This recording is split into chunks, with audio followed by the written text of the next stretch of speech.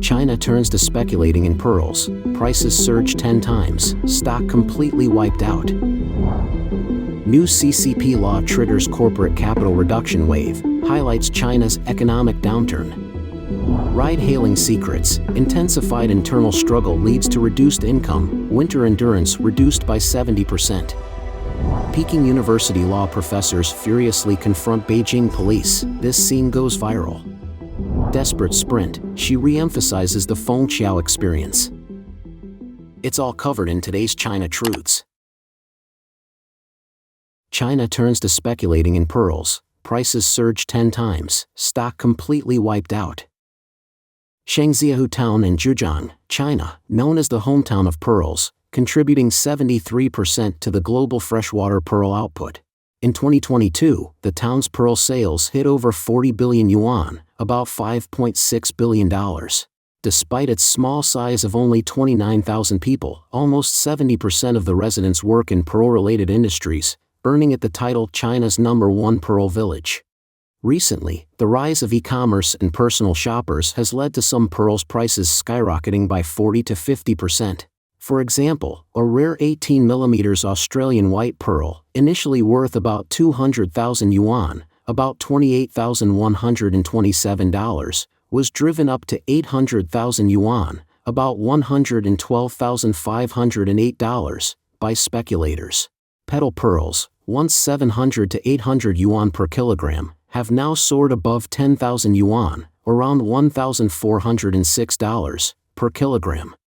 This boom has attracted many young entrepreneurs and live streamers to Fengqiao, all looking to cash in on the pearl trade. Huadong International Jewelry City, the town's 24/7 trading hub, has become a hotspot for those hoping to strike it rich. Wang Hui, a pearl personal shopper, notes the business's profitability, especially since last May, when a surge in trading depleted stocks and led to huge profits. Meanwhile, Li Xiaofei, a master's graduate from Shanghai, doubled his income in 2023 after opening a local shop. The town's booming pearl trade has even lured back many who had left for jobs elsewhere, with new shops popping up everywhere. Li reveals that even major companies are getting in on the action, buying pearls in bulk. Yet, Lu Shui, a 30-year pearl industry veteran, remains cautious. She expects the market to stabilize but warns of a possible cliff-like decline by 2025. New CCP law triggers corporate capital reduction wave, highlights China's economic downturn. The Chinese Communist Party is gearing up to implement a new company law from July 1 this year. This law, passed on December 28 last year, requires companies to make actual contributions to their registered capital within 5 years. Existing companies with contribution periods beyond this limit will need to adjust to meet the new deadline. This law, which has undergone several revisions, notably changed in 2013. The amendment switched company registration capital from a paid-in system to a subscription-based model, eliminating the minimum capital requirement and setting no fixed period for shareholder contributions.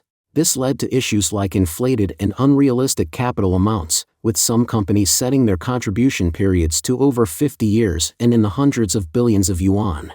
This practice resulted in companies registering with no actual capital, obtaining legal licenses, and then defrauding investors with their inflated registered capital. The latest change, mandating actual capital payment within 5 years, has prompted many Chinese companies to reduce their capital, creating opportunities for financial firms specializing in capital reduction services. Xiao Hua, an employee at a Shenzhen financial company, reported that they handle 10 to 20 companies a day in Shenzhen alone. Since the announcement of the new law, over 40,000 companies in Shenzhen have reduced their capital. Companies failing to comply with the new regulation face fines ranging from 50,000 to 200,000 yuan, $7,032 to $28,127. Lack of confidence in Chinese economy. Xiao Hua views this trend of capital reduction as a reflection of the economic downturn in China. She points out that the general public lacks the funds to fulfill actual payment commitments, leading them to opt for capital reduction.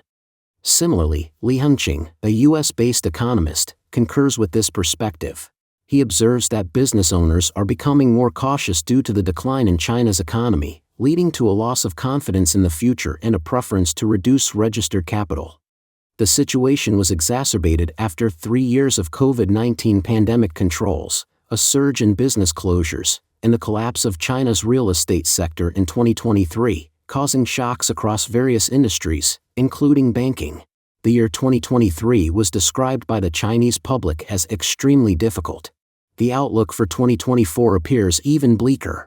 On January 8, the Eurasia Group, the world's largest political risk consultancy based in the United States, released its top risks report for 2024, listing China's economic non-recovery as one of the year's major risks.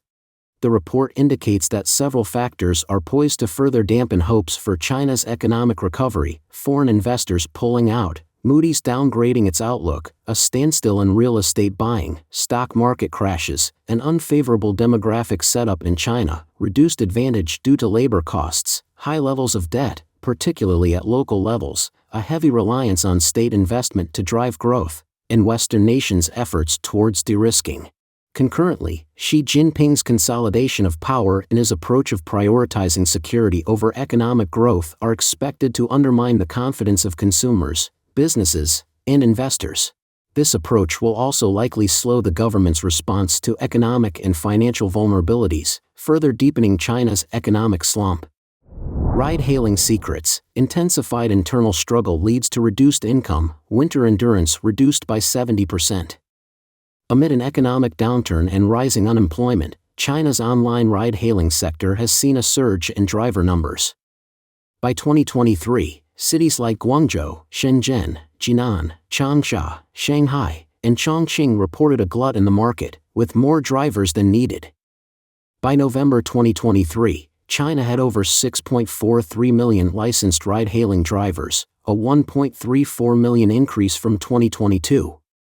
The number of ride-hailing vehicles reached 2.74 million, up by nearly 630,000, and 335 companies had operating licenses for ride-hailing platforms.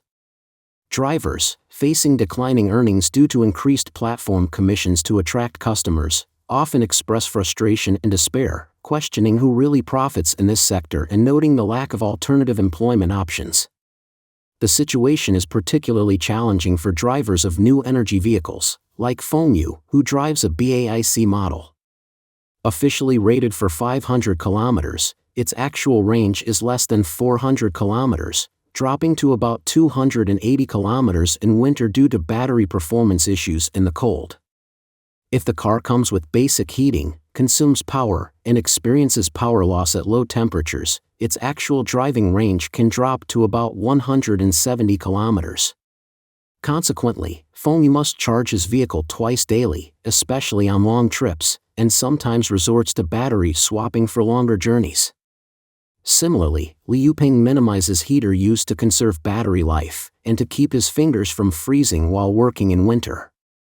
Recently, during a significant drop in temperature in Beijing, a passenger jokingly commented that Li's car was like a moving ice cellar. Exhausted from long hours with no guaranteed salary, ride-hailing drivers like Fengqiao are rethinking the need to overexert themselves, especially given the economy's state. Fengqiao, who calculated needing to work long hours just to make a modest income, summed up the sentiment: as long as one has enough to eat, that's enough in any industry.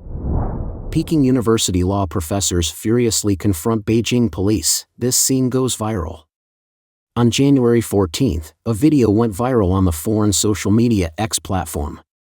It showed a Beijing police officer barging into a gathering of Peking University law professors and attempting to escort one of them away for a discussion. This move was met with strong objections from the professors. In the video, the police officer informs a group that filming is allowed but asks them not to upload the footage online. One individual, clearly unhappy and disdainful of the uninvited officer, retorted that it depends on the officer's actions. This person remarked, "We're all familiar with this game, it's quite intriguing to see someone so bold." A bystander questioned, "Is this an interrogation or just a questioning?" They added, "There should be a formal process for discussions. And why should I have a private conversation with you? Who are you, anyway?" The officer introduced himself as a member of the Haidian District branch of the Beijing Public Security Bureau. However, despite the officer's insistence on taking the professor with him, the crowd objected, stating that private discussions were not permissible. Ultimately, the officer conceded that non-cooperation was acceptable and that he would report the incident to his superiors. In the comments below the video, netizens questioned the police officer's approach. What law is being enforced here? You claim this is a law enforcement action, yet you need to provide a legal basis. Some netizens said, this is a very dictatorial way of enforcing the law. It implies that there's no need for legal procedures, and that they can just seize and assault someone first. The internet users remarked, the professor really understands the law. It would be a disaster if it were just an ordinary person. However, there are some comments such as, these law professors haven't realized that China isn't a country governed by the rule of law. In China, it doesn't matter if you're a law professor or even the party secretary of the law school, you're still under their control. In the CCP regime, they can concoct 1,000 reasons to arrest anybody. They didn't make an arrest this time simply because they weren't harsh enough. Remember, in the CCP system, countless individuals have been systematically destroyed by the CCP. To genuinely discuss the rule of law, it's only possible with the complete overthrow of the CCP regime. Desperate Sprint, she re-emphasizes the Fengqiao experience. The Chinese state-controlled media recently reported that the Central Political and Legal Affairs Commission of the CCP held a teleconference in Beijing from January 13 to 14. During this event, CCP leader Xi Jinping, recognizing that this year marks the 75th anniversary of the CCP's establishment, emphasized the importance of preserving social stability. He issued written directives for the conference, highlighting the necessity of upholding and advancing the Fengqiao experience in the new era. Analysts contend that this path, which Xi Jinping is resolutely determined to tread, is unquestionably a road to a dead end. The so-called Fengqiao experience, which originated in 1963 in Zhuji County, Zhejiang Province, involves setting masses against each other, with 10 ordinary individuals surrounding one designated as a class enemy. This approach is backed by local government oppression, coercing those under criticism to modify their beliefs through mass censure. This method of mass dictatorship served as a precursor to the Cultural Revolution. Since 2000, Chinese media have increasingly referenced the Fengqiao experience, particularly during Xi Jinping's tenure as CCP Secretary of Zhejiang Province. In 2003, on the 40th anniversary of the Fengqiao experience, Xi Jinping called for its continual innovation to maintain social stability. Throughout the era of CCP oligarchy, the regime's suppression of its citizens has predominantly relied on its internal tools of oppression, including the armed police and public security forces. As Xi Jinping's second term has progressed, his inclination toward a more pronounced personal dictatorship has become increasingly apparent. With the close of 2023, the Fengqiao experience has frequently resurfaced in the media, indicating Xi Jinping's return to tactics reminiscent of the Cultural Revolution. Commentator Hui Huyu posits that Xi Jinping's so-called new era effectively signifies the official end of the period of reform and opening up, both domestically and internationally. With reluctance to pursue genuine political reform, lift bans on political parties and the press, and democratize, Xi Jinping is reverting to the era of the Cultural Revolution. Strengthening communist ideological control over the Chinese populace and maintaining his authoritarian rule through mass tyranny tactics like the Fengqiao experience is becoming Xi Jinping's only option. This approach is undoubtedly a path to a dead end and a road to nowhere. China on the brink of significant changes. Some analysts suggest that China is currently on the brink of significant changes, with potential crises scattered throughout the country like hidden landmines. All the deeply rooted social conflicts that have been concealed for a long time have a substantial likelihood of setting off a domino reaction, leading to extensive social turmoil. If widespread social unrest erupts in different regions, accompanied by a faltering government and widespread uprisings, it may necessitate even more extensive authoritarian violence to preserve control. Xi Jinping, often referred to as the king of unfinished projects, is facing failures in various key initiatives, including rising in the east and declining in the west, the unification of Taiwan, the Xiong'an New Area, and the recently proposed concept of the Yangtze River Economic Belt. The failure of the Fengqiao experience is relatively minor compared to these challenges. The CCP government is grappling with financial difficulties, making it challenging to support grassroots officials in rural areas. Xi Jinping appears to be disconnected from the political changes that have occurred in rural areas over the past 4 decades and is unaware of the significant number of unemployed migrant workers returning to the countryside. If pushed to desperation, these factors could destabilize grassroots society for the CCP. Xi Jinping's promotion of the Fengqiao experience under these circumstances, with expectations that peasants will help maintain CCP rule, is viewed as wishful thinking, out of touch with reality, and naive. On January 10, Radio Free Asia published an op-ed titled China Perspective, Watching the Fire Across the River, which highlights the bleak state of China's economy, intense internal conflicts, and a widespread anticipation of a reversal of the country's fortune. However, economist and political commentator Professor Xia Yeliang believes that such an approach is unlikely to succeed. Xi Jinping's current position cannot be equated with Mao Zedong's on the eve of the Cultural Revolution. Mao had achieved godlike status in China, especially among the younger generation. In contrast, despite his extensive nationwide brainwashing efforts over several years, Xi Jinping has, following a series of unfinished projects, the significant COVID-19 outbreak originating in China over 3 years, the failure of the zero-COVID policy in 2022, and notably, the surge in popularity of the White Paper movement, coupled with growing international isolation, lost his aura among party elites, intellectuals, business circles, and the majority of young people. Even though there's a sense of fear surrounding him, he also harbors fear toward others. Professor Xia Yeliang said, "How dare Xi Jinping adopt the Cultural Revolution rebellion model?"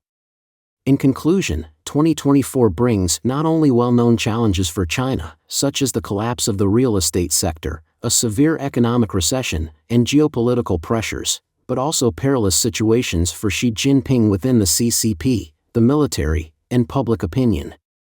Any of these challenges has the potential to become a gray rhino or a black swan event. Don't forget to leave a comment in the section below to share your opinions on today's topic with us. Make sure to like and subscribe to see more interesting topics from China Truths.